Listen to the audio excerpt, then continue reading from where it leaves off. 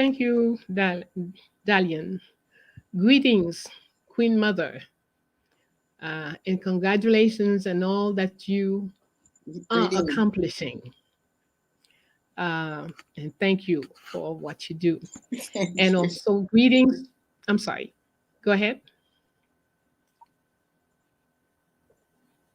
Okay. Also, greetings to our audience, to everyone that is present. Thank you very much for being with us. Okay. Uh, if we lived in a world where there was a minimum amount of justice, there would be no need for a Black History Week or Black History Month. What we need to understand is that it is because they have spent lots of energies, lots of money to hide our history, to deform our history. And by deforming our past, they derailed our future. So at some point, our people started, and in particular, Carter Godwin Woodson is the spearheaded this program. He came up with it. He went from school to school. He strained and stressed and really worked hard to convince Black teachers in particular that they should learn what are elements of our history, which is huge, of course, but it's just elements that some of us manage to get, and to transmit it to others. And one of his well thought books, The Miseducation of the Negro, is a must read for anyone who claimed to be Black. But more recently, I came across this book, Mhm. this book, which is Fugitive Pedagogy. And this is a young author who wrote about Carter G. Woodson. And so it says Fugitive Pedagogy, Carter G. Woodson, The Art of Black Teaching. And that is important. Knowing how we transmit, knowing how to transmit to each other is vital. Of course, a month, a week is certainly not enough for us to learn our history. But when you come from below zero, a week looks like tremendous. A month looks good. So let us not just stop at February is the month to learn about ourselves. It is a everyday job, every minute, every second. But it's a particular month set aside for us to pay particular attention to our artistry. So preserving it, preserving the knowledge of self is vital. Preserving what our ancestors did in the past is very important. In fact, I was very hurt as I read this book. I've read it about 3 or 4 times already because I thought I knew Carter Godwin Woodson. And when I went into this book, I realized what I knew was so little, so minuscule to the huge scope of work that this man accomplished. So let us not be uninformed. And one of the lessons I drew from this, there are so many similarities between Carter G. Woodson's work and my work. Had I known more about him, I would have done better and I would have avoided certain errors. That's the importance of knowing about those who went before you. So preserve your history, the family history, your grandmama's name, your auntie's name, your uncle's name. Write them down. The cousins, write them down. All of this is part of you, and preserving is a must. That is beautiful, Mama Bayyinah. Please, I hope I haven't gone ahead of you. Have you landed, as they say? Yes. Yes. Thank you Thank so, you. so very much. And I love, could you kindly hold the book up for us again? So that, our audience can, yes. So Fugitive Pedagogy, Carter G. Wilson, The Art of Black Teaching. That is fantastic. That's definitely going up on my shelf. So, family, please take note. Fugitive pedagogy. You know that word. It's one of these French words. Mm-hmm. Bite your tongue off if you don't pronounce it properly. You know, those of us whose tongues are colonized to speak English. Yes. No, that's beautiful. I love it. I will look out for it myself and add it to my personal collection. But please let me just, in this moment, before anything else, I'm going to highlight SD Perry again, because I was fluffing around with the technology so much that I couldn't bring it on the screen. This is so beautiful, SD Perry. You know, we started off the show, and it's like you've already taken me however many steps for me to that haven't even started yet. This work we do it because it's necessary. Yeah, it's in giving value back to ourselves. I haven't even had a chance to say it yet, but thank you so much for your donation.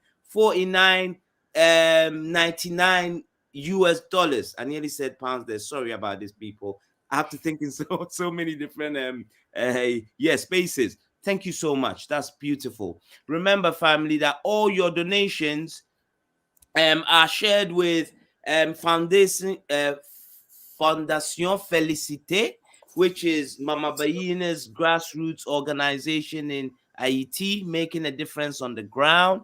It's also going to be shared with Queen Mother Dowoti and her Afro-Atlantic Institute, Treaties Institute Foundation, also working on the ground in Benin to actually provide an education to the children of the indigenous medicine people. You know, sometimes now I'm so caught, I don't know whether to say shaman. I don't like to say traditional priest anymore, because you know what I mean, there's so much, every word comes loaded, but it's all making a difference. Okay, so your donations are going a long way.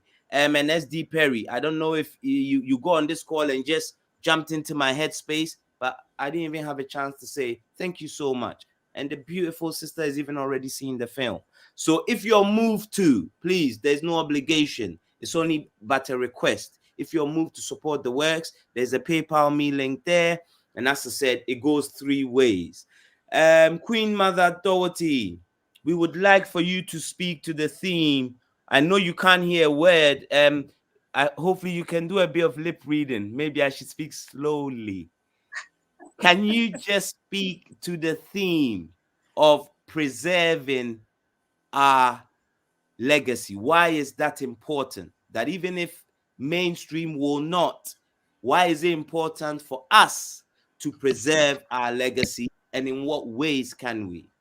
Please. Because we can hear you. Just speak.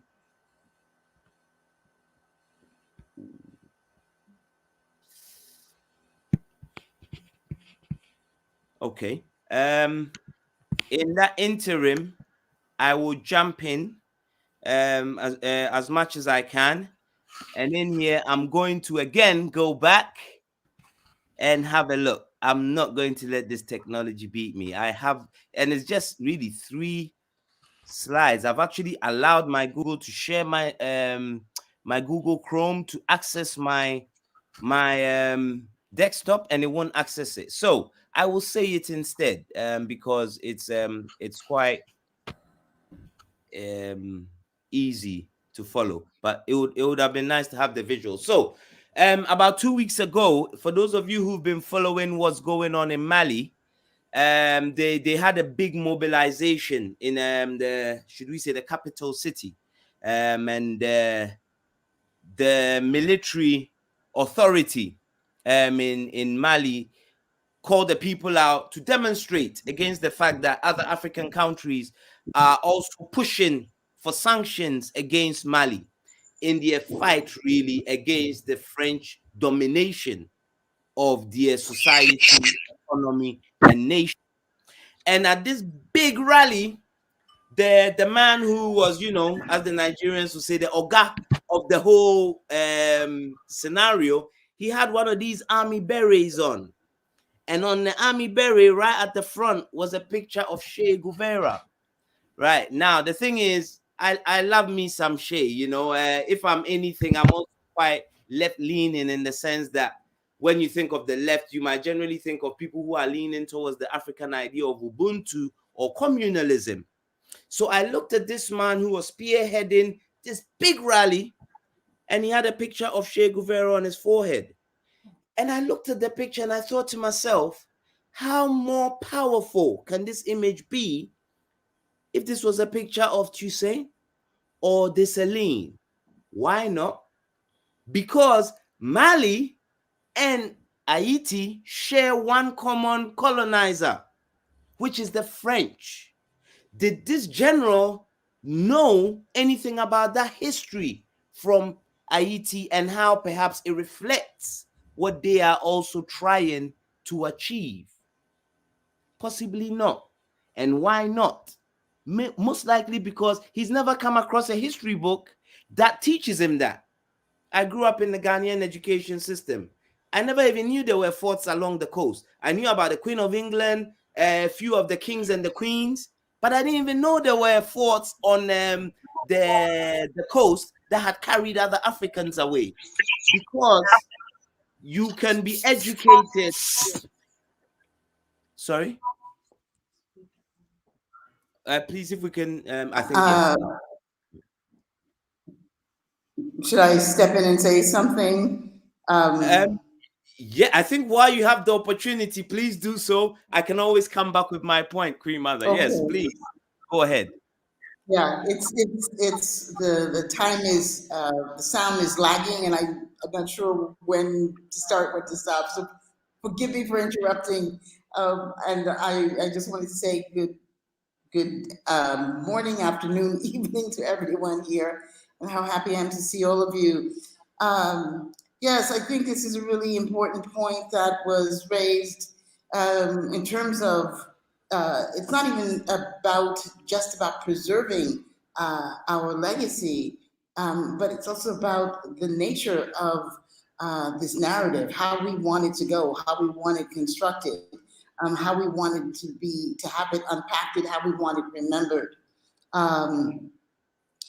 In West Africa, there have been tremendous changes taking place in the past month with coup d'etats in Mali, in Guinea, in Burkina Faso.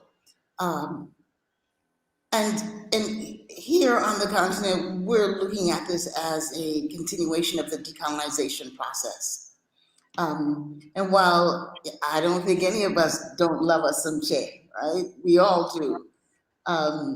We do have to love him precisely because of that powerful, very direct message of love. You know, that's what informs the actions of a true revolutionary.